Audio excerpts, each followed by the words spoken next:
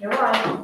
Okay, good morning, everyone, and welcome to the Budget and Facilities Committee. We do have a little bit of a busy schedule today, and we're gonna try to make this within an hour. So we will get ourselves started.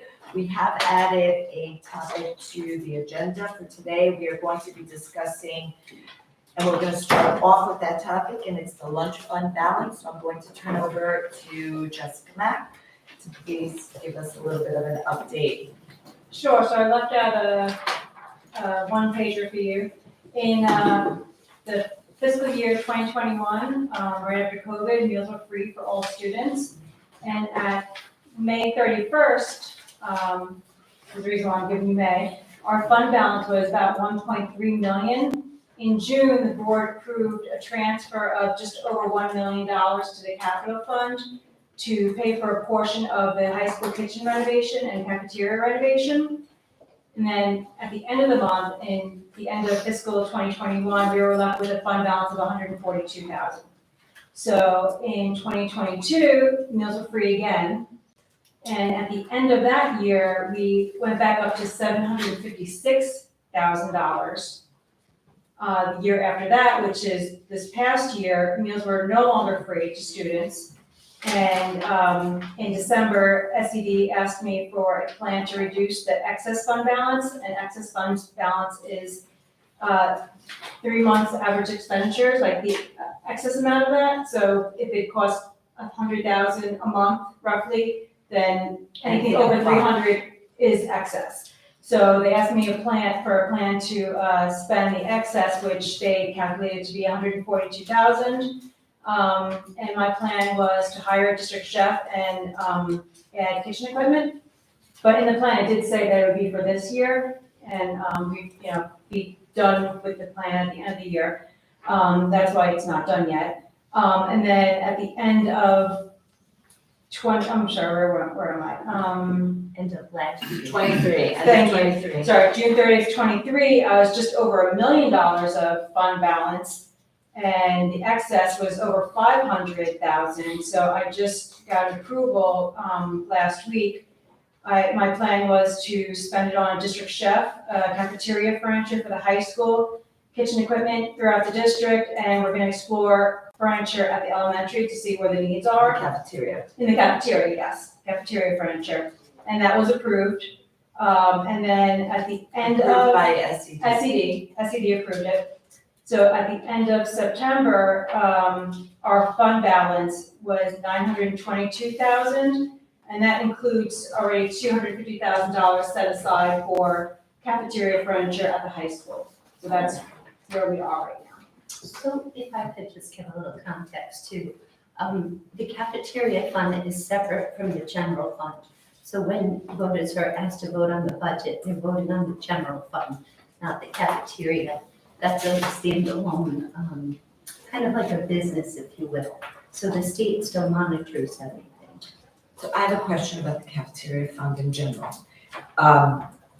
So the funds come into the cafeteria fund from parents, right? Who are Yes, paying and their the lunch, state. and the state, right? And federal. Right, so I guess my question is this. I have one question. So that's where the funds are coming from, right? It's coming from a whole bunch of stuff. So the meals that were free. So at the end of 2021, we had a school year, 2021, we had a balance of $142,000. Then in 2022, they were all free. So where did the $756,000 come from? So the state and federal reimbursement rates increased because due to COVID. So that's why you're still having large amounts in the fund balance. There's a calculation where you could increase the price of the meals that you charge paying students. But we actually opted not to do that because of the fund balance. Got it. So we're trying to look for ways to improve the program. And what are the allowed usage of this fund? Because, and I guess my other question is, does the Board of Education, so I see here that the Board of Education approved the transfer into the general fund. Is that the only time the Board of Education, I guess I'm asking capital. Ross's question, it's capital fund, sorry. Is that the only time the Board of Education gets involved in these funds just to approve the transfers? What can we use the funds for, and what is the role of the Board of Education? Sure. So the transfers would always go to the Board of Education to make sure that you're on board with that. And as far as the purchases go, you'll see all of the purchases that are happening as well. We don't, just like our day-to-day operations with the general fund, I don't always come to you to say, is this. But you can use, so when you say you gave the plan to SED, you can use it for cafeteria related. Could you have gone to SED and said, we're gonna go buy playground equipment? No, it's not. Right, so there's rules that Yes, it has to be related to the school lunch program. Like this year, we purchased hydroponic planters. That's And what. we used cafeteria funds for that. That was a question yesterday about building walkthroughs, now we know where those funds came from. So Okay, as long as it's associated with the program, Nutrition. permissible. got it. Does anybody have questions? I have a quick question. What is a district chef? So if I could, right now the district contracts out for their food service program. Some districts do it in-house. One of the challenges with an in-house program is staffing. It's very difficult, and as we know, as a school district, it's difficult. So with a contractor, it's difficult to actually have control of the program yourself. So what I was thinking is a chef would allow us a hybrid situation where we actually have someone who works for the district, represents our interests, and works with the contractor. Now, not to serve food, but to really get children excited about nutrition and food and trying new things. So what we're thinking is having him do, he or she, which in this case it is a he, do demonstrations in the cafeterias with the students, perhaps push into some of the classrooms and talk about nutrition. Okay, oh, so it'd be more of an educator. Okay, and then I guess that the follow-on question is that what it sounds like is that right now, we get our school lunch menus, and they are our school lunch menus, and that's it. It sounds like this person would be basically helping to negotiate those on behalf of the students in the district. Right, so, and it will grow as this person, like he, is very creative, but I would love to see focus groups with the students. And he could work with the cooks and the food service people, how to present and how to educate the student, what's part of the complete meal. Thank you.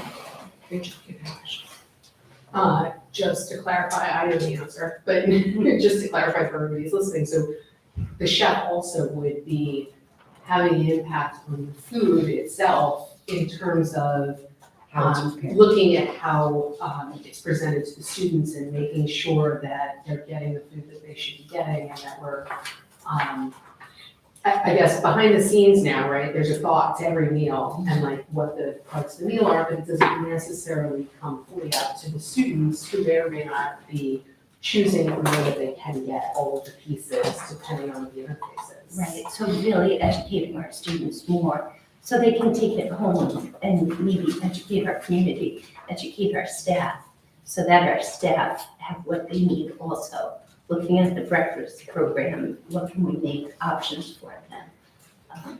Would this person also be in sort of, like the capacity and outside consultant would be if they come in? So, you know, we hear complaints, various complaints really about the food program over the years, I'm not saying right now, but like sometimes it's about the food quality, sometimes it's about the food choice, sometimes it's about how long the line takes and the fact that it's not practical for people to get it. Would this person also kind of be looking at this kind of stuff and trying to resolve things as things come in? I hadn't really thought for this position because we do have a consultant who comes in and looks at those.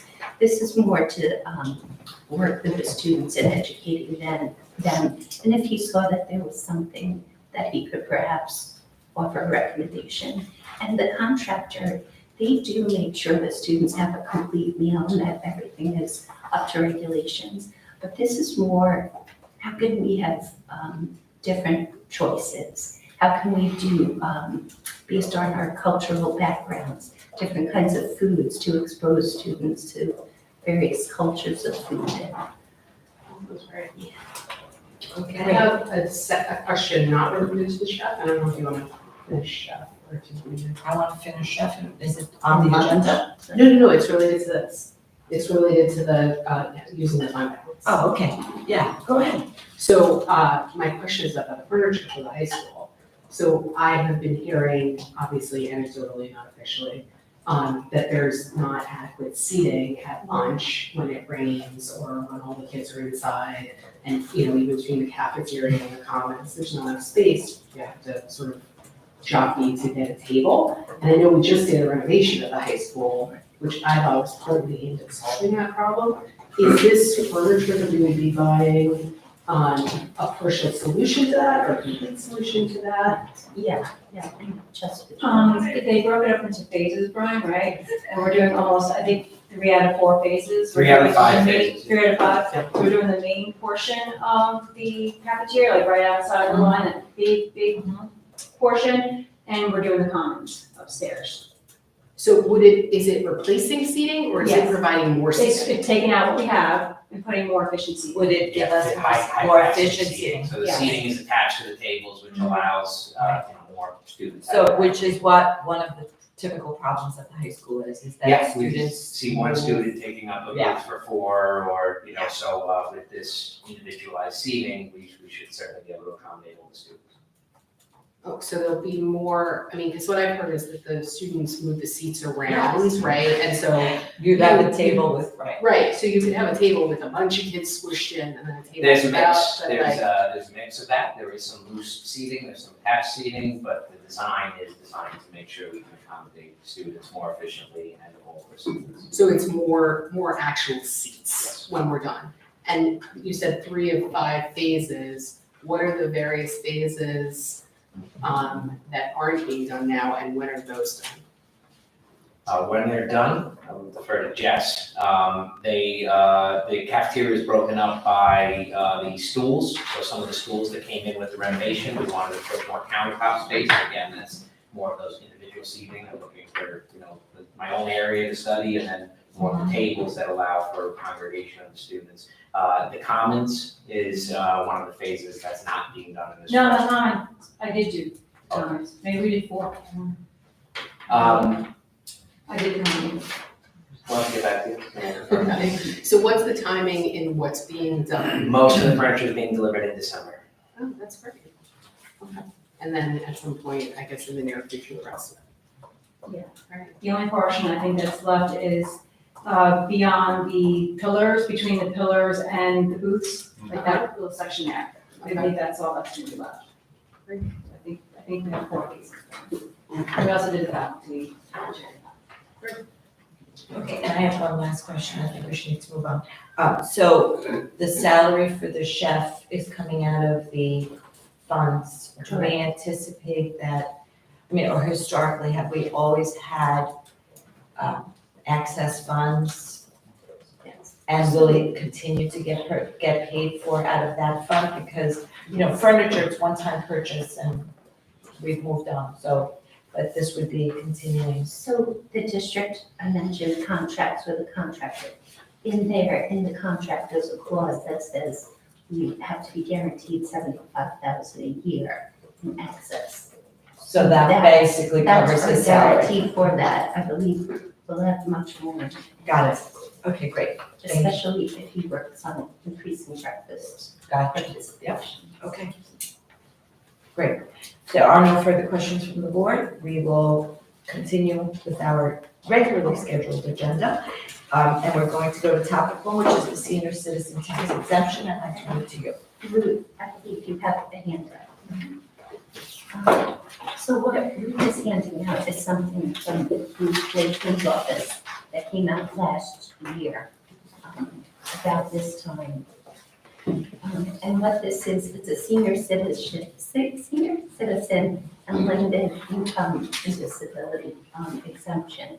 So the district currently offered this exemption, it's just that the salary levels were changed. So some districts opted into this last year, some did not. Right, just for clarification, we chose to see what the numbers would be and what the effect would be to the general tax rate, right? And then we Yes. would look at the numbers, that was what we had discussed, we would look at the numbers again when we finally had them and then make a recommendation to the Board of Education. Right, so so the top is just for reference, this is the memo that talks about the different, salary, limits, I guess. And based on your salary limit, you'll get either a 5% reduction off of your assessed value or up to 50%. So the sheet that is attached to the back is the updated information that the town assessor's office provided to me. And so you see the county and town exemption, they offer the exemption, and you see the school district did not offer the exemption. So you can see the difference in the assessed value, and you can also see the parcel count, the difference in the parcel count between 84 and 79, 4 and 3, 2 and 3. So the difference this shows you is really only 7 parcels that were affected by that. So Some had we given the exemption, we would have had 7 more parcels, right? 7 have been eligible for the exemption. So some other school districts, it would have been like 200 parcels and a lot more significant. For the district, I calculated the shift to be about $65,000 per shift, which equates to $8.21 annually for taxpayers and other classes. So it's really not significant. How much does it come out to annually? $8.21. $8.20. Annually per 2 taxpayers, additional to each of us. Additional to each tax. Right, yes. So, So what is your recommendation? my recommendation is to go with the new salary levels, because it is something you've already done, it's just adopting the new salary exemption. So okay, I recommend So- it because it's insignificant. so that would be what we would recommend as a committee. Do you guys as a committee have any objections to making that recommendation to the Board of Education? I do not.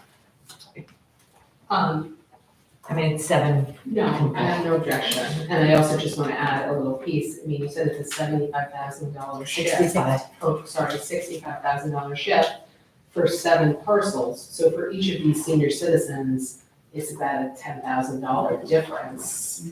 It's a huge difference in For their them, taxes for right, them, and a very small difference to the rest of the taxpayers. And senior citizens that are within this tax bracket, right? Which is Right, even more within important. this income. Living in Port Washington. Right, this is not to wealthy senior citizens, so I just want to add, one of the reasons that I think you're making the recommendation and that I would support it is, it's a huge income, it's a huge tax difference, to senior citizens below the income level, and a very small tax difference to the rest of the taxpayers. But given what you said about the rest of, other areas and how much impact it's been, it sounds like it was wise for us to wait To wait. and see what the impact was. And these are taxpayers who've supported your Budget. Yeah. budgets over the years. Do you have any objection? I'm okay with it. Okay, so I think we can move on from this topic. So the recommendation will be to the Board of Education that we adopt this. So a tax exemption, that'll be our recommendation at the 14th meeting, and then hopefully the board approves it, and then we'll take it from there. Okay, transfer to capital, again, you're on again. And for that, I'm going to turn it over to Mr. Graham. So if I can just do a little intro, I guess. Each year for the budget, we have a transfer to capital. And it's funded through the general fund and is transferred to capital. And we look at capital improvements, things that are over 250,000 or over 100,000. And just to add a little bit more context, so in the past, the Board of Education has gotten this information a little bit late in the process, and one of the things that we as a board gave back feedback to the administration is that we would have this conversation earlier in the year so that the board would be aware of the types of projects and the type of money that was being looked at, and so that we would have the ability to have some, make some comments or suggestions. That was, Dr. Block, I believe one of your hot buttons last year, so here we are, it's November, and we're discussing transfer to capital. So I will turn it to you now. Thank you.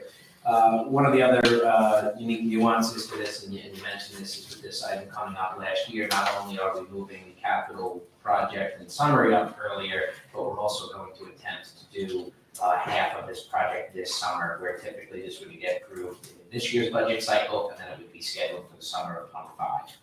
Instead, we're gonna break this into 2 phases and attempt to do half of it in the summer of '24. So I handed out, everybody should have the summary in front of them.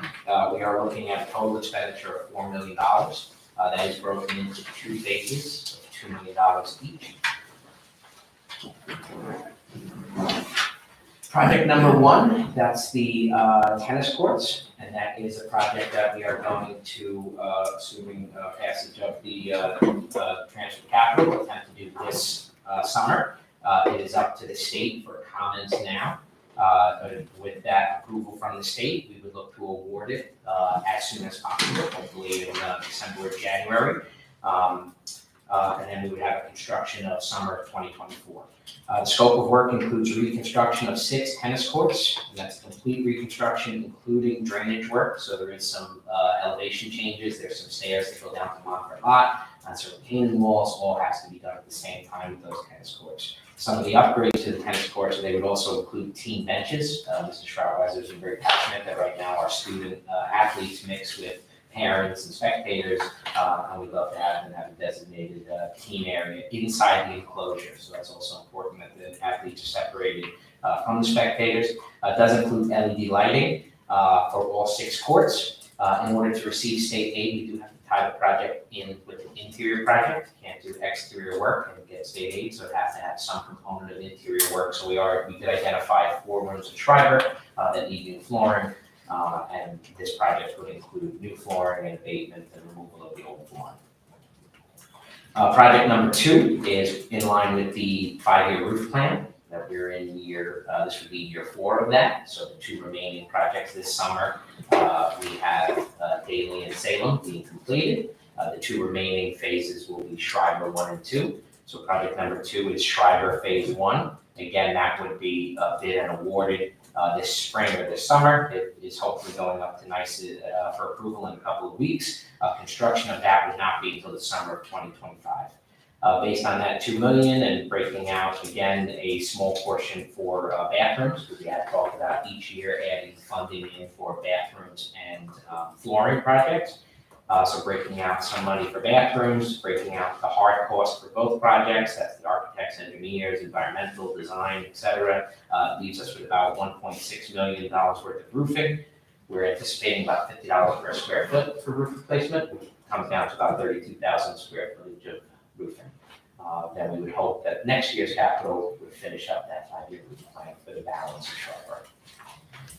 It should also state at the bottom, before this goes public, it will also include a line that says any other health and safety items, and that just gives us a little bit of flexibility in the event there's any overage. We have the ability to add some small projects in there as well. I think we just jumped ahead, and I just want to make sure we all understand what transfer to capital is. So could you just give a quick explanation? Sure. So in terms of the tax cap levy, it does impact what the allowable limit calculation would be. So when you transfer to capital, that's excluded from the tax cap. So this would actually, just a rough projection, was about 4.5% tax levy increase, like permissible. So, is that That's big. explaining enough, or? So, I'm just, I guess that my question is the board, you guys understand what we're talking about, right? Like we These are understand, capital improvements. these are capital improvements that you're allowed to take through this transfer to cap. It does increase our actual number but it comes out of the formula, right? Yes, it's excluded from the formula. So my question though is, so are we suggesting that it's $4 million for 24, 25? Because in the past, it's been somewhere in the range of 2.5 million, correct? Yes. And that was the last we did. So I guess my first question is, why, I understand the reason for the things that you're asking for to be added into the projection, into the transfer to capital. But how do we feel comfortable asking for the 4 million? Is that the way I can phrase it? Sure. Instead of what What I other really want to proposals you say? have in your head that makes you feel comfortable making this number higher? I'm not Or sure. that was better, I'm not because sure I have that other I feel things to say. comfortable making it higher, but the district has a plan for repairing and replacing roofs that they've had in place for 5 years. So to not do the roofs, I think would really be detrimental to the district. So that is necessary. The tennis courts also is necessary. I think for quite a few years, the district didn't have a very large transfer to capital. I think it was at like 600,000. Yes, it was, and we've been creeping it up slowly, Right. but, and I believe last year we did creep it up. Originally, we were talking about 2 million, and we did eventually make it 2.5, or maybe a little bit under 2.5. To do the trackers. Correct. I just am curious, so what happens when we add, if we make it 4 million, which is what you're suggesting, then how does that affect, do you feel that we'll be able to stay within our tax cap even with that 4 million, like within like, do you feel With like? the increase. Because it is November, right? Right. So we don't really know. Yes, so this doesn't affect our ability to stay within the tax cap. There's other things such as health insurance, contractual expenses. And, you know, to talk about the fiscal planning, I started a preliminary projection for that. Which actually brings us into topic number 2. Right. Great, but right. So there are certain assumptions that need to be made. I'm assuming like 2% increase in salaries, which takes into account people retiring and the breakage of hiring new people. I'm looking at contractual costs between 6 and 8%. I'm also looking at increasing the taxes about 2% each year. However, in this year, it would be about 4.5%. I think you're gonna have not as much revenue coming in from the state. You might get about CPI, so it might be like 3 to 4% of an increase. But you're not gonna see the huge increases we had before because tuition fee has now been Fully funded. Well, this will be the second year of the fully funding, no? Correct. But you're not getting additional, right, state? Oh, hi! So I'm thrilled to see the tennis courts on here, after just playing on them a few days ago, for sure. The exclusion part, can you just, to our benefit, help us understand why this is excluded and the benefit of exclusions in the formula and how it benefits the district? Sure, so there's a couple of exclusions that apply. There's any kind of debt service, which the voters approve the debt, so that's why it's excluded from it. You also have, if we receive capital aid, that's actually deducted from it. Not deducted, I guess, added back in. And then you have this exclusion. If you didn't have the exclusion, districts, they could fall into disrepair. So there's certain things that need to be taken care of, like your roofs. So it's really, so the board can make these important decisions to make sure that we're not letting things fall into disrepair. So I don't want to put words in your mouth, but so feel free to like jump in and disagree with me. But what I hear you saying is, you're sort of planning with this in mind on the other end, because this number is being driven by necessity, not that you have planned and think that 4 million is the right amount, but that these are really the improvements that we should be doing this year, and the number attached to them is 4 million, and therefore we need to plan around that. Yes, and I think last year during the budget process, it came up then, but it was kind of too late to address it because it meant revamping everything. So I think preparing the public that this is necessary, and Brian did repairs on it, which he tried to patch it, and it does look better, but the tennis community still was upset that it wasn't up to our standards, basically. I also want to add in one piece that I remember from our last year discussion, which I think was the tennis courts is this big chunk of a number, but we talked about how if we were to split it out into pieces, it actually would be more expensive to do it that way. So I guess that's the other reason to kind of put it all in one.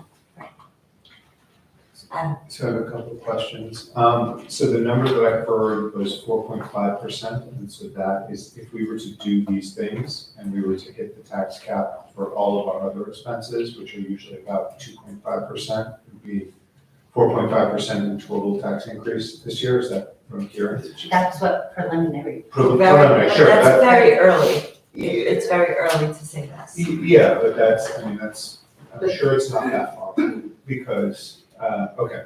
And in prior years, the amount has been closer to 2.8-ish%. What's the total There's a amount? difference between the taxable increase and what falls under the revenue limit, right? Cap, Or, sorry, I under the understand.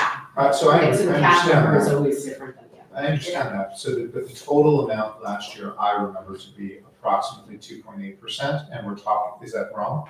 That was It's true. the other. And what we're saying is that the total number this year is going to be 4.5%, which is almost double. So I support the tennis courts being done. If we were to do one of these two projects, can you give a sense of what that amount would be?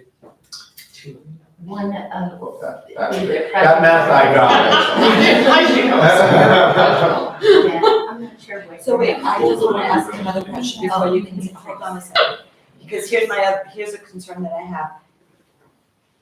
The tennis courts are already up at NICEAD. So with the program or the belief that we would get it started and completed this summer, right? Which in order, and I think you did that, if I remember last year, we had discussions about the timing and how we would have to get it done, get it in before, right? We had this whole discussion. So it's, to answer your question, I think the project that would have to get done, if it were only 2 million, would be the tennis courts, because it's already up, it's already in process, and it's already kind of started.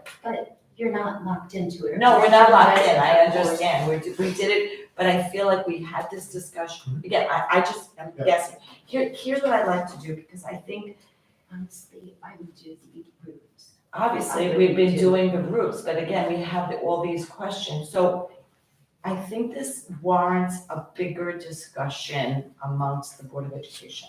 I believe that, yes, and I think we should probably add this to, and I don't know, I don't remember, I don't have it in front of me. What is your timing in your presentations for the budget process? What, you were going to talk transfer to capital early on, Yes. but was it in, we're not starting until February. Yes, it's in February, I believe. It's in So I'm first going or to second. propose to this committee that we as a committee propose to the Board of Education that we have a discussion at our December meeting about transfer to capital before we start the whole process, because I believe, in line with what, again, my suggestion, if Brian is saying now that they've already sent stuff up to SCD and hopefully we'll have it approved with regards to the tennis courts. We have the roofs that we have been talking about and it's been in the plan.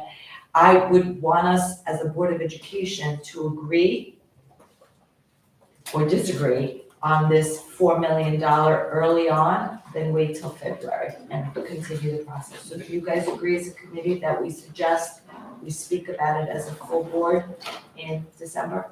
I do agree with that, but is there a reason to not do it next week? We're not short on I don't know that it's I enough won't be time here. and they're, Oh, they're okay. during, but I didn't even know that, but I think, I think we also have to. because I think we need a little bit more of I think we need a little bit more of a enhanced discussion about the numbers, and I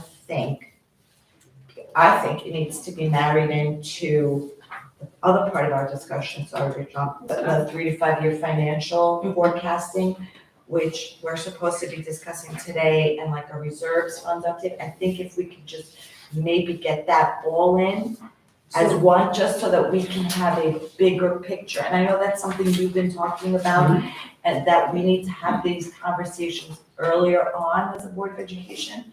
So, So that makes perfect sense to me. I think though we need to hear if that jams up the timeline, right? Is there anything that needs to be decided before that? right, well, we don't know. So we're not committed, we always can, you know, pull out of a project, but, you know, when we, this was the direction of the board that we did try to start this process. We did, we earlier. gave that And I think direction a lot of last this year, conversation correct. happened at the public board meeting Correct. in May. You know, we discussed that this was gonna impact, we discussed adding tennis to the roofs and not delaying the roofs a year. So that's the direction that we've taken, that's the direction we've given the architect, and that's why this goal is. Which is why I think it's important that we talk about it again at the Board of Education and make sure that everybody understands what that means. I agree with you 100%. That was the direction that you got last year. So I have an additional question that dovetails with that, which is there was, you know, as we were like the tail end of the budget process last year, there was some pressure from within the board to add the tennis courts, and I know the tennis community is upset about them. So, you know, with the caveat that obviously we always want our students to have the best facility that they can have, you know, whether it's curricular or extracurricular. Without that pressure from the board, without the pressure from the community, is this what the two of you in your professional capacity would place at this high a priority? Or is this something that from a facilities standpoint could wait longer, right? Is it, in other words, I don't want the tail to be wagging the dog, right? The board doesn't have the same level of expertise. I think you asked this question last year too, and I think, and I think that Mr. Schwab. Yeah, I was gonna say the same thing, I think, you know, Kathy, you It's mentioned that been the roofs are obviously an important priority to us, but the community, athletics, we did do some in-depth repairs this year, about $40,000 worth of repairs to repair safety concerns, but it's certainly not aesthetically pleasing, it's not color matching. There are concerns with that both from the athletic program and physical education and the tennis community that is not, Dr. Hines, I know played on it the other day. You know, it is serviceable, but it needs reconstruction. That reconstruction cannot be broken up into phases because that reconstruction involves drainage and, you know, we want a full reconstruction of the court, not a repair. So I do think these are both necessary projects. You know, if you told us you had to pick one or the other, again, we would certainly pick roofs, but Nick and, you know, community members would certainly pick tennis, and both of them are going to have to get done sooner than later. And I just Okay, want to so add to everybody, I'm sorry, we do have a community walkthrough of Schreiber on November 16th at 3:30, where I think it would be important for us, especially as a committee, since if we're going to be discussing this in December at our board meeting, to be at that walkthrough and just basically, we would have the opportunity to maybe see firsthand the conditions of the tennis courts, the roofs that we're discussing, you know, and this way we'll be fully informed. And obviously, the community is invited to I those. think that's important, but I think more important is what I just Yeah. heard out of Mr. Graham's mouth, which is, it has an impact on gameplay, Mhm. right? It's not just the aesthetics for the aesthetics, we're not trying to Oh, make yeah. something beautiful, it has an impact. And I think we can't necessarily assess that the same way. Unless we all by put looking on our at it, tennis right? shoes or get Dr. Hines to give us some lessons during that time. You don't So, need 'em. I- Just walk on them. I think, I just wanted to be really clear for the community that's listening, that our facilities department thinks that this is an important thing to do now. And we're kind of suffering through it at this point, you know, if we had $0, then we wouldn't do it, but it would be better to do it, and it really does need to be done. And again, Nick, Mr. Sharma speaks much more passionately about this, Oh, but yes. one of the other biggest upgrades is the lighting. So right now, our student athletes finish their games with headlights from cars in the Cars. parking lot.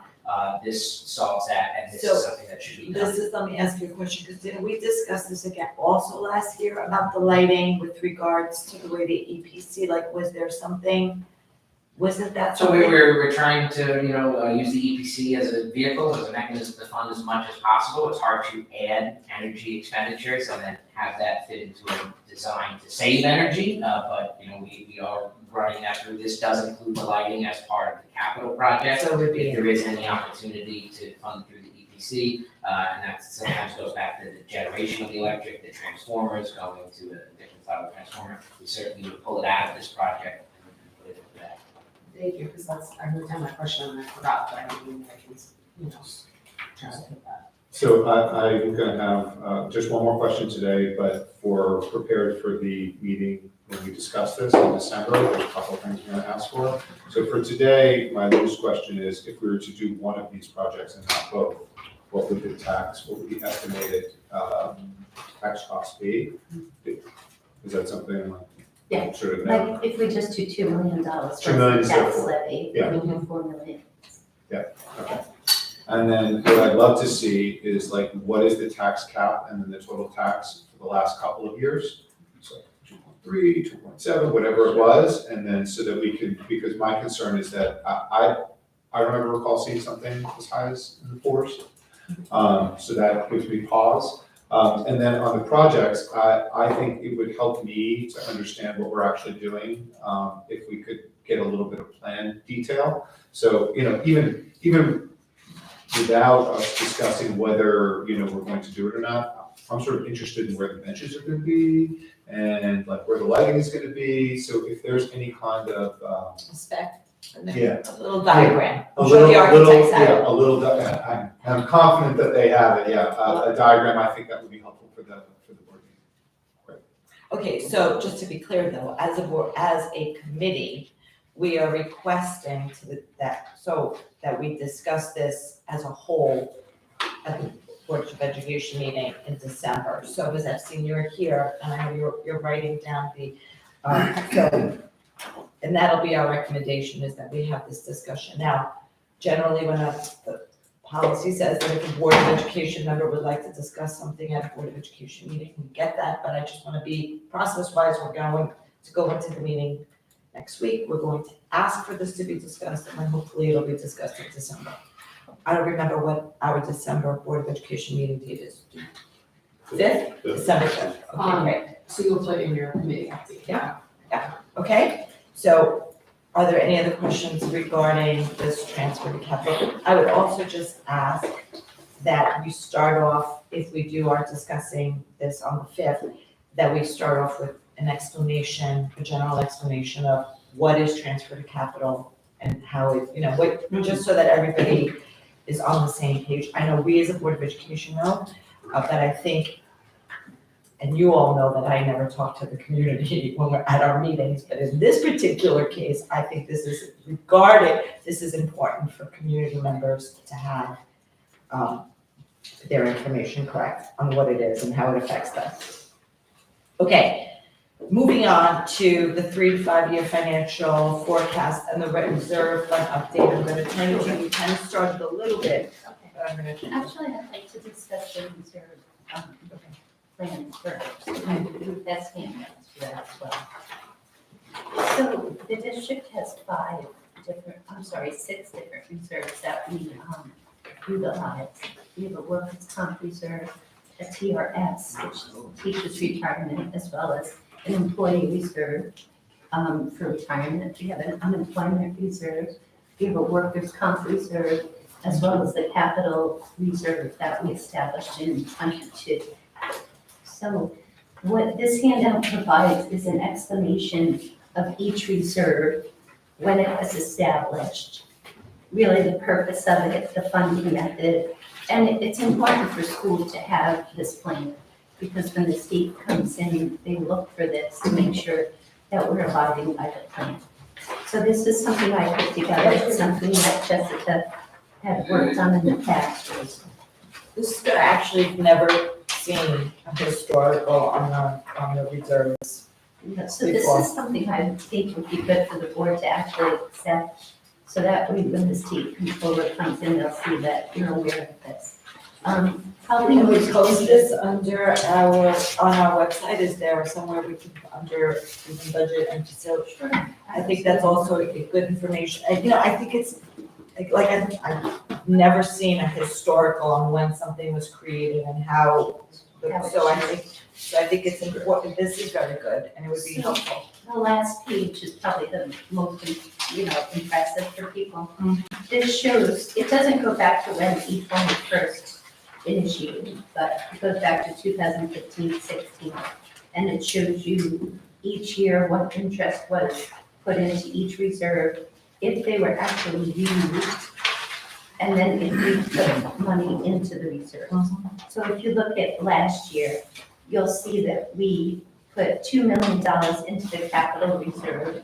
This is the HVAC reserve. So you have $4 million in there. You also have in your employee benefits and accrued liabilities, we have 2.9 million. Your retirement for TRS and MRS, you have over $3 million, which are healthy amounts. They're not completely funded where you have too much in there. You actually have more liabilities. We could probably put more in there. Your unemployment reserve is really fully funded. We don't have a lot of unemployment claims each year. So that's probably around 30,000 a year. So that one, you'll notice we haven't put funds in that recently. It's really just interest. And then you have workers' comp, and there's 1.3 million there as well. So the reserves, if you look to the beginning of this report, kind of gives you a synopsis of what reserves are. They're really like a savings account for like unexpected. Like say 1 year we have a huge increase in our retirement contribution, and we think it's just a spike that's going to come down the next year. You might want to use some of your TRS or ERS reserves. You could have a workers' comp, God forbid, somebody had a really bad accident, and we do have coverage for workers' comp, but this could help offset that. So it's good to look at the reserves. I like to not use the reserves as much as we can, so that when it is an emergency, we do have it there. The district has typically, if you look over the years, you were very low, very close to, I was shocked when I first came here, how low your reserves were, and I was a little scared actually. So it's, I was By the way, that was, we've always historically in Port Washington tried to keep the tax cap and the tax levy increase to the taxpayers at a minimum or below minimum, and I think that was one of the reasons, we've always had, we kind of just really very tight. tight. And we have been trying to get them, and Yes, and successfully, because if you look at the last couple of years, you've added like 4 million, 2 million. But if you look at the prior, like 18, 19, you actually had a deficit in the prior year as well. So, I think this shows you that the district is in good financial health and it's getting stronger. And I think doing things like your transfer to capital, that's being proactive, not reactive. And that's the situation I'm in, is that we're doing things before they're emergencies. Because there's certain things you can use your fund balance for, but if you knew something existed, a situation, and you didn't do anything, the state is not going to say, oh, that was an emergency. So we have to, I think having Mr. Graham here is such a plus for the district too, because he really is proactive. So these reserves leads us to our financial planning as well. I was asked to do a 3 to 5 year financial plan. Jessica and I worked with, we utilize something called Forecast 5. It's an analytics program, and it looks at past data, about like 6 years worth of past data, and then I'm able to project also into the future. I am not completely finished with it because there's a lot of moving parts to it. I've looked at the salaries, which I kind of talked about before, at like a 2% increase. I've looked at all of our debt service. and also our contractual costs. So what I would like to do is for the next meeting, have, look at the projected tax cap limits and what they might be, and what that impact would be on our fund balance. Like, what I'm currently seeing is it was going to be negative, which leads me to believe some of my assumptions were incorrect. I don't want to just give it out to everyone and have you be very scared, so. So I actually think it works in line with our next meeting, because look, we are meeting on December 4th again. We are meeting at the Board of Education meeting on December 5th, so I think having this information, discussing it here at our meeting, and then going the next morning, next afternoon, to the board will help us all be on a better page. So if you feel that we could have, and I don't have an objection to discussing this next meeting, do you? We are supposed to also be discussing, and it does fall in line with our 5-year facilities plan, right? So in December, we're discussing this 5-year facilities plan, as well as facilities use, revenue, expenses, and fees. So it kind of makes a bigger picture discussion.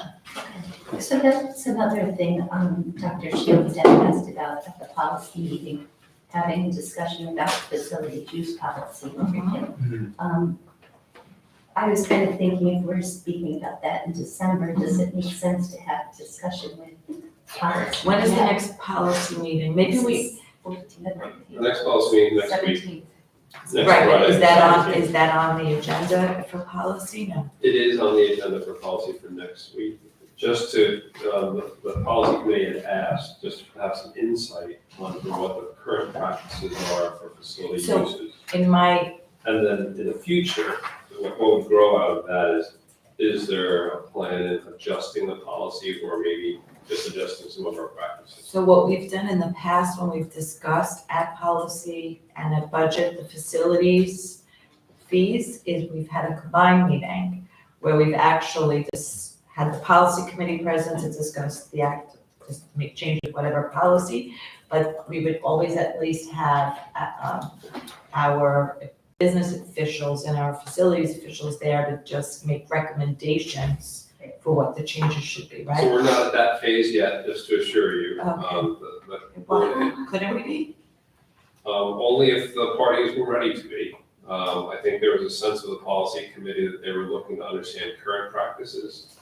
And then that would evolve into and give input to the facilities office on, is there a way that we want to change these? I mean, the policy committee, I think, was explicitly staying within policy only and just gathering information. But I'm not a policy chair, but I think we could certainly combine the conversations at some point for efficiency. And my question was more about, should we discuss it as a budget facility first, so that we do kind of have an agreement of what we think the issues are? So I to do bring to the think, policy. again, in my opinion, the most efficient way of doing this would be having a combined meeting and getting it done one time, not 20 times. That's my opinion, and you all know how I work. I second that opinion. However, there is a meeting set up for next, I do believe that we should, and I would like as a board member to have a financial kind of, what exactly are the facilities fees? What has been the income and expenses of our facilities with regards to the usage? And, is there a recommendation from our facilities department on making changes to those fees? Which, I as a board member would have recommendations, but I just think, I think process-wise, if our facilities recommendations and the committee says, yes, we should really change these and make them lower, make them higher, whatever, adjust them, then I think that should go to the policy committee and they should just incorporate it in the policy, because really, the policy committee does need the facilities fees. So, The fees themselves are not in the policy, Right. but the policy committee definitely needs to know. so I think we should What's the still direction discuss it in overall? December, and then we can just send it from there. When is it, we usually start booking when, like the facilities, like when do we start? For which season? Yeah, for like the upcoming, so if we have this done by January, is that enough time for the usage fees to be in place?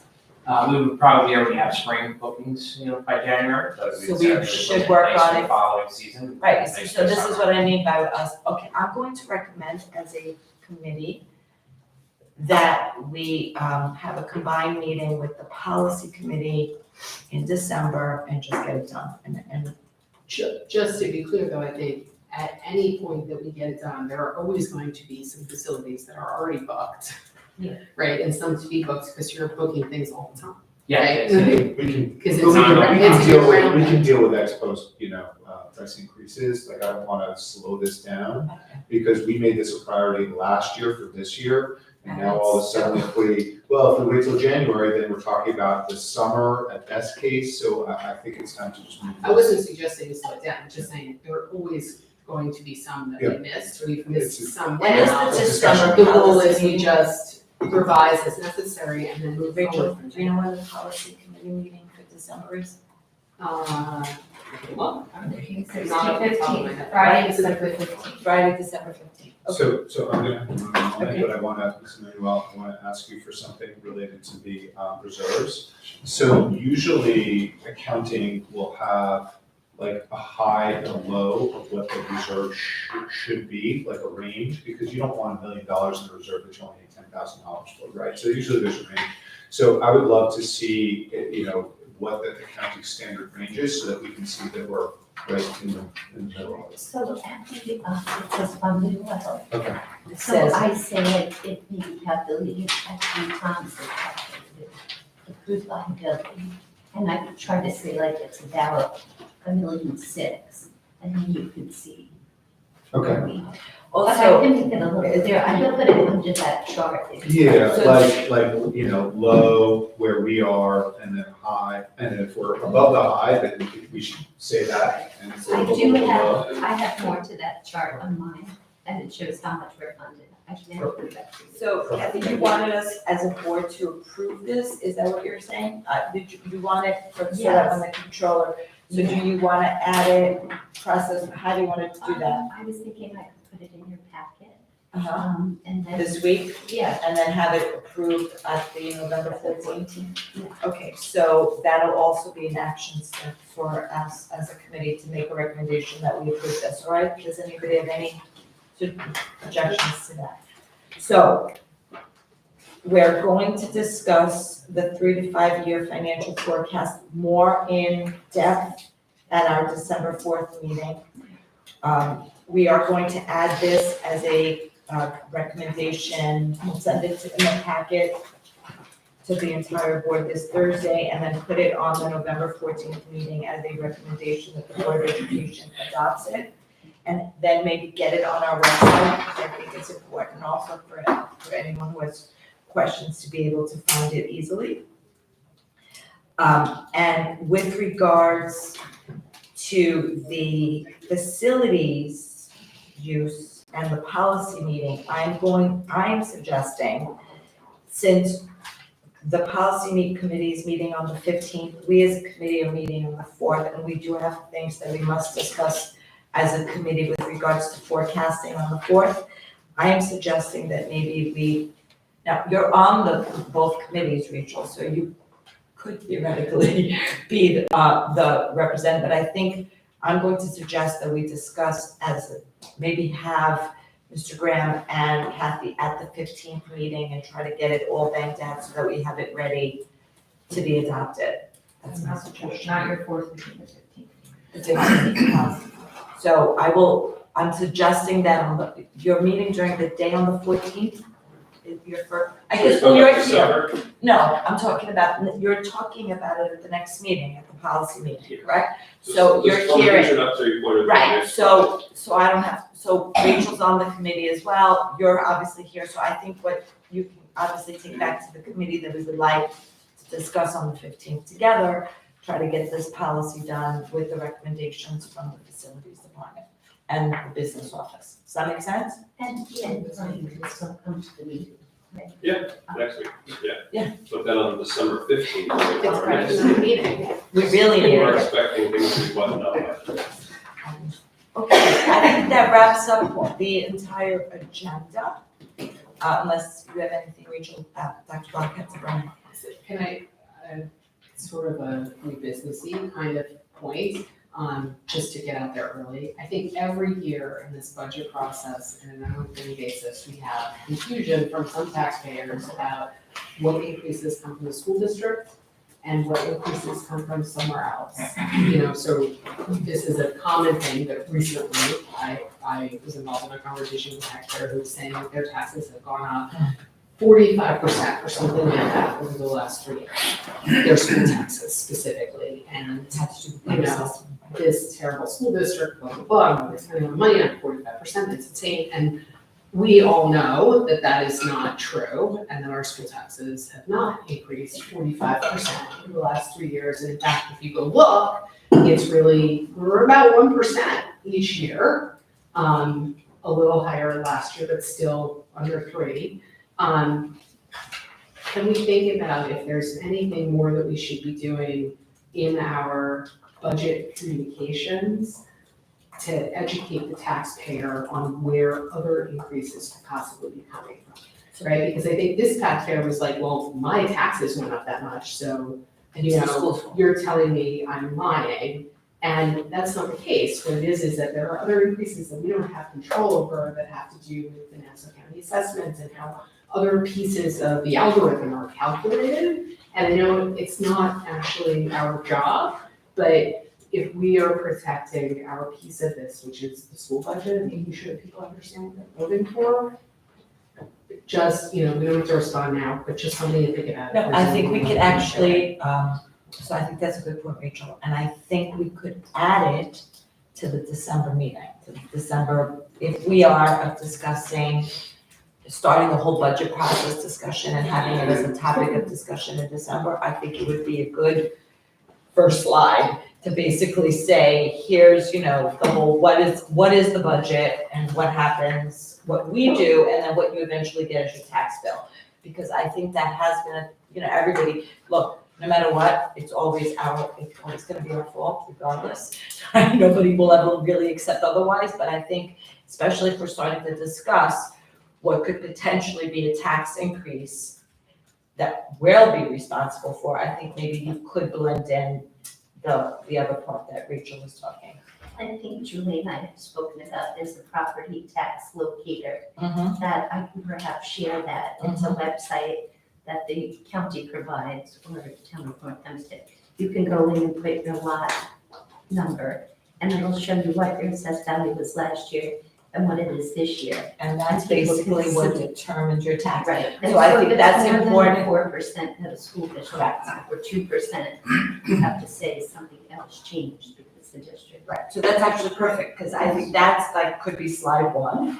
And I also think, especially now with our enhanced new website, we should put that link in our, on our website under the budget page, so that anybody who has any question, we can always direct them, like, you know, you don't have to look for the link, you could always go to the page. I mean, I think if that's a simple add, that is a good indicator.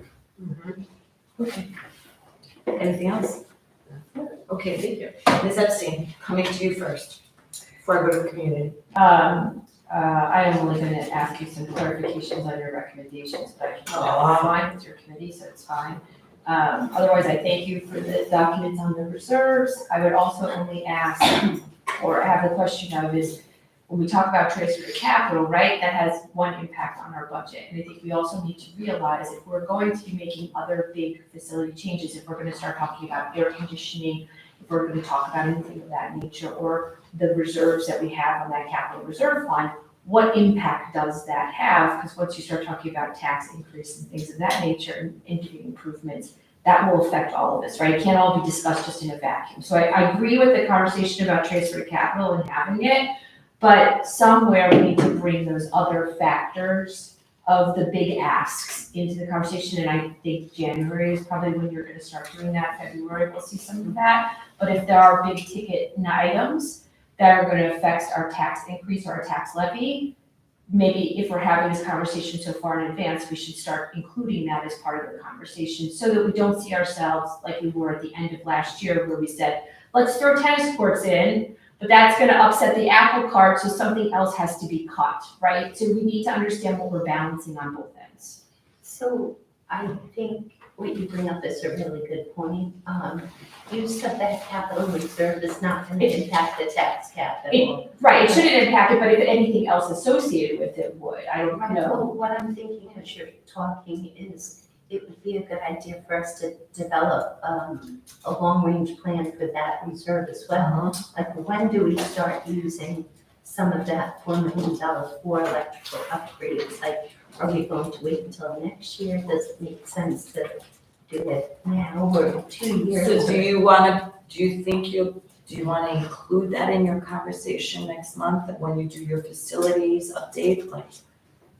Or no, or are you ready? I think we should. Well, just- December, we were supposed to present at this committee on our 5-year plan. Right, so would you be able On to our include, condition survey, which we just received the initial draft, and that BCS will fund, that will drive that long-term planning that prioritizes some of those, needs and projects, so. so could you include as part of that, your discussion on or recommendations about when to use that fund, the capital reserve? Yes. Okay, perfect, thank you. Okay. Thank you. Yeah, I just have a quick question about stakeholder involvement in the decisions around the school lunch fund balance.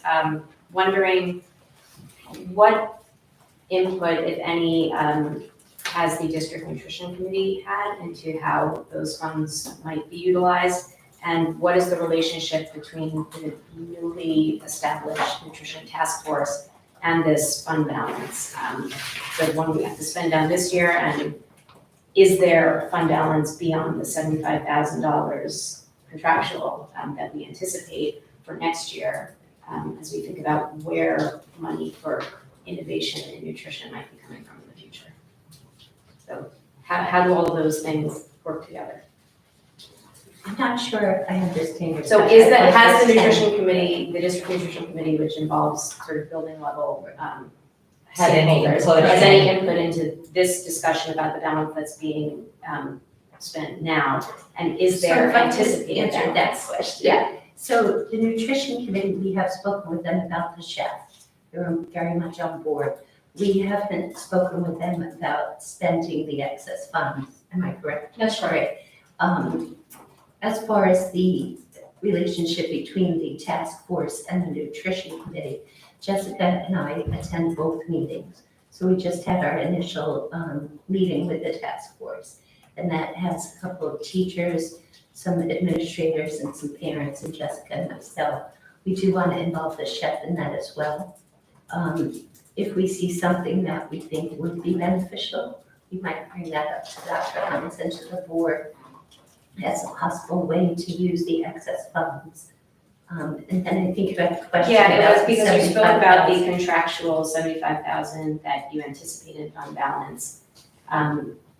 Do you expect more than that, which would be a sort of resource for the task force to draw upon in their recommendations, as opposed to looking at other places in the budget where it would come out of and sort of balance out? Right, So why would the So if the task force makes recommendations that have a cost associated, okay, yeah. where is that coming from? Thank you, because that's a different question. So regardless if it's the task force for nutrition or any of the other task forces, plural, they're not making, the recommendations they're making will come in the spring. And they may or may not have budgetary implications. So that may come from different funding sources, maybe grant funded, maybe it will come from next year's budget. But right now, it's more of a think tank more than anything. And for the 75,000, it's guaranteed, it's not just expected. I was thinking above and beyond that. what Yeah, we so I expect. think Jessica's, she referred that we have 920, how much do we have now? In September, our fund balance is at 922. So that said, this isn't the excess, right? Right, that's not the So the excess would be like 6. Well, the excess was, at the end of last year, was 500,000. Okay, So, so the 3 months worth of expenditures. it's about 500,000. Is 500. So right now we have about 422,000 excess. But it depends on how the rest of the months go. But the 250 for the furniture comes out of that. It already has. It had already come out. It has already. Right. Yes. Oh, From the other one. I thought the Oh, encumbrances yes. were still in there. Okay. I think we increase our fund balance by about 300 each year. So the 75 is a really low number. We actually make a lot more from the difference between the rate that we're paying Aramark or Whitson's and what we're getting from the students and federal and state aid. Okay, question. I have a question for myself. That's an easy one and more of a loaded question from Ally Levesque. How long will the tennis court restoration last us? Like, I know the roofs are guaranteed for about 20 years. How long will the tennis courts? Typically at least 30 years, you know, there's a lot of variables on that. It is, you know, there's some elevation in play there, so, as long as we maintain it properly, we would certainly, you know, get 20 to 30 years out of the tennis courts. Okay. They're maintained, that, you know, could, impact that depending on, you know, how they're, resurfaced. Okay. And then is there anything in the budget plan for the air conditioning issue? So, we do have an EPC, and again, I said this with the tennis lights, it's hard to save energy when you're adding the cost, but there is hope that if we can take some of the window units out and we can centralize that cooling, there might be opportunity if we can replace some of our unit ventilators, which are original, with newer units which can accommodate air conditioning, then we don't have two systems running conversely. So we are looking at it. There is nothing in the capital right now to address air conditioning. All of the new spaces that were constructed in the bond were air conditioned. So anytime we're doing a renovation or we're doing an addition, we are adding air conditioned spaces. The bond also added air conditioned large spaces. So Salem, Manor Haven got their cafeterias, Sousa got its auditorium. So anytime we have an opportunity to do the large spaces, that also helps with it. You know, we can use those almost as cooling centers on those hot days. But as for now, like, nothing really in place for the spring and summer. Can I just add, though, I think the EPC is not, the recommendations are not fully back yet. Yeah, And some of the options in there to spend the savings could potentially be air conditioning. that and the 5-year plan, which you heard us mention that, you know, we'll be developing in the next couple of So months, that's why we'll be presenting. presenting. We anticipate that to be in some of the BCS, you know, and we're hoping, we're in year 4 of a 5-year roof plan, certainly air conditioning as well as other needs, you know, other infrastructure needs, will be in the next phase of that 5-year capital plan. But I do want to just clarify also, because when we talk about air conditioning, we had this discussion, which is really what started our fund, right? So as a Board of Education, we made a decision to create, I mean, Kathy's recommendation, that this reserve fund would be, we would be adding $2 million a year, and what we've learned is that the critical part is the electrical upgrades, that having to do the air conditioning is not so much, I mean, it is, sorry, I didn't mean not so much, but before we even talk about air conditioning, we have to make sure that our electrical upgrades are done in our buildings, because you can't do it, one has to come first. So I think it's a longer process, and I think that is why also it'll be important for us to really talk about it at our next meeting, and how that fits into the 5-year facility plan, and how it fits into our use of this reserve fund, because I will tell you all also, you know, we added these community walkthroughs. They're being done. We started them yesterday. We're doing them 1, 2 today. We're going to continue next week. And I think it's helpful to be able to see that, in fact, when there are changes in each building, whether it's any sort of new construction or any opportunity, units are being put in that are the split units, which was that one that I really liked yesterday. What are they called? What is it called? Like you said. A cassette unit. They're beautiful. They're in the ceiling. It's really cool. Anyway, I was very excited yesterday about these. So we are trying to actively add air conditioning, but not the full building That's kind the of. 14 million, like approximately $14 million electrical work that's gonna have to get done before we could do the Right, I don't know what the actual number is I on the thought that- I electrical, thought I it might have I been. think we've seen the numbers We've between seen- 14 and $60 million. Yeah. And again, it depends on how you do it. As a long-term solution, we can put window air conditioners in, but this year in September, we had a couple of 100-degree days and we had major power failures because we can't run that many separate units. When we do the additions, we're able to put these cassette units in that have one cooling system and fund, or do 7 rooms with different units, and that obviously is much more efficient electrically, so allows us to do more, but we can't do that, all at the same time. The unit ventilators, again, that's part of that long-term planning, is when we change the unit ventilator, do we add air conditioning to that? Now you're not running 2 separate systems that are sometimes, working against each Against other. each other. You thought of something? No. Go ahead. Okay, thank you for the reserve fund explanation, it was fantastic, because we've never seen that before, and it was really very helpful. I have a question for the cafeteria fund and also kind of crosses over with the facilities. Is there a restriction in the cafeteria fund if there were, of the location of tables or location of cafeteria type tables? And one reason I'm asking is because we now have a new cement area in front of the A-wing at Schreiber it's just open. And there was a suggestion between the building principal and the HSA of possibly adding lunch type tables in front of that area. And if that is funds that could be used because it is just an open space right now. And could that come from the cafeteria? I believe so, right? Yes, That's being used for completely think that's. lunch or breakfast. As long as it's in use for lunch. Okay, great, thank you. I also just want to point out that yesterday at Susa, there were tables in the steam room that were higher tables that maybe we could use for there. Just saying, we saw them yesterday. They're too high, I think. Yeah, they're too high for the Susa students. Yeah, in the new addition, so if they would look nice as cafeteria type tables that might have a little Cafe stool. tables. Cafe tables with stools. They were included in the project. They're laboratory tables, it is a STEM room. And it's too hard. Yeah, for Susa. But if we cut the legs, I don't know, but if we use them as cafe-like, with little stools.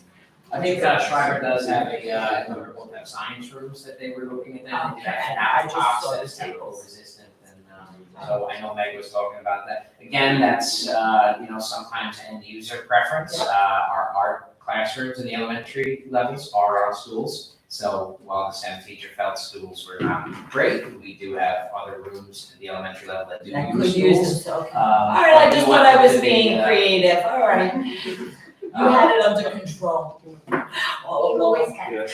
All along, why would I doubt it? But yes, the answer to your question is yes. Any other comment, or just to get another? So a provocative question, comment, which should come as no surprise, regarding school lunch fund balance. Given that we know the federal poverty limits that would qualify a student for free reduced lunch or a subsidy are lower than the sustainable income that a family needs to support itself in Port Washington, could the fund balance, which we know is substantial year to year, be used by our district to proactively potentially subsidize or expand the subsidy offered to struggling families who fall in that gap between the federal poverty limit and the sustainable income limit? I would have to speak with people in the state. I don't know how you would sustain that year over year by doing it. I think you would quickly deplete the funds. But it is something like for the breakfast program, I know that some districts have actually offered free breakfast to the entire school, and not all of them are free. Right. But the amount of reimbursement you get for the federal funding kind of offsets it and it makes it profitable. So those are numbers that we're gonna have to try and crunch. I don't know if the food, like lunch, if that's something that's possible. But Sustainable. Sustainable. It But- sounds like legally possible, maybe. You have to do it for all students, Right. my understanding. So like if you offer breakfast to all students at no cost, you're gonna get reimbursed at the paid rate, the reduced rate, and the free rate. So we're not telling the state that all these kids are free, we're just not charging the families. And it's coming out of the school lunch fund, we pay the food service management company. Wait, is So that it's all something or though that would nothing be again. doable? That's what I understand. I thought so too, I thought it was all, I do not believe that you can pick. Well, You can so say. And set the limit. can we ask the question if legally we could do that?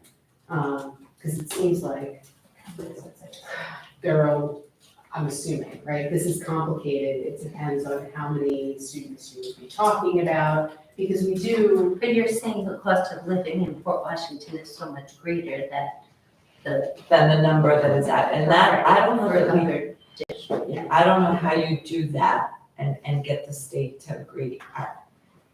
I think the way you do it is by saying free, and then, well, look, we don't have a program for breakfast, and I think that's what you originally said, right? You wanted to have the chef look into. So we have breakfast. I know, I meant, Analyze it. right, right. So a little participation, and I think that was one of the reasons we were gonna ask the chef to try to see if there's a way to boost awareness or desire for it. So maybe something to maybe look at is to see, well, what if it were, free for all?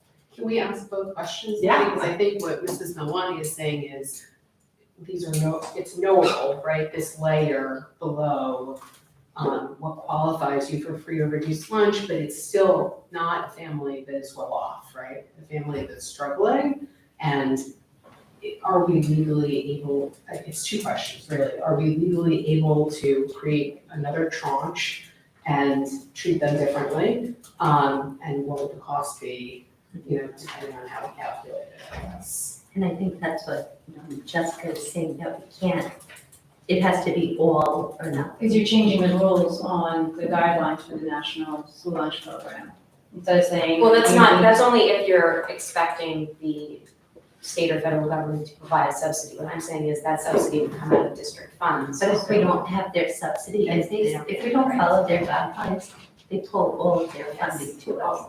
And then we're really. Shocker. Can we look and see if there's any wiggle room? Because I know, for example, if we have somebody who doesn't have money in their lunch account now, right? We still give them a lunch. And some of those accounts go unpaid, and some of the ones that are unpaid are probably because people can't afford to pay them. So there's a way that we look the other way. I think Mrs. Milani's suggestion would be formalizing it, right? And taking away the anxiety for the family of this. But how do you know that? I really believe that becomes how do we know that? How do we know which? How does again, we're kind of speculating, so I think the first thing we do before we start philosophizing on how do we know is to find out what the rules are. So if you could, find out what the rules are and, which is what you're asking as well, Rachel, right? Let's find out what the rules are and then we can take it from there. Can we do perhaps- something yeah. legally, and then can we do it in a way Can that's we find out the financially rules? feasible, if Right. we can do it legally? One of the ways we are subsidizing it is by not charging as much as we can, right? There's a Right. formula that calculates. We could what have charges rolled, we're charging. right, we could have raised the So prices. we're not, because we do have such a large fund balance, so that benefits all students, not just students in need. So if you could just get us the rules, and then I guess just so that we could close the loop on it at the next meeting, if we could just start, I guess, the meeting again with just a brief explanation on what the rules are. So we'll add that as an agenda item, just a brief explanation on the school fund, or an update on the school fund rules. Maybe how can the surplus be used, or Or how can we help the That, needier just students? to the question that Ms. Maloney added. Yeah, I'm gonna reach out to our representative, we're having an audit this year of the Okay. school lunch fund. Right. So they're gonna be here in January, but I'll ask now. Okay, before, okay. Yeah, I mean, I think the question is, can we, as Ms. Gilder noted, create a separate tranche in order to expand access to healthy nutrition and school meals for our struggling students? Okay, thank you. Any other questions? Okay. Meeting adjourned. Thank you, everyone. See you on December 4th, but see you hopefully some of you later at our tour.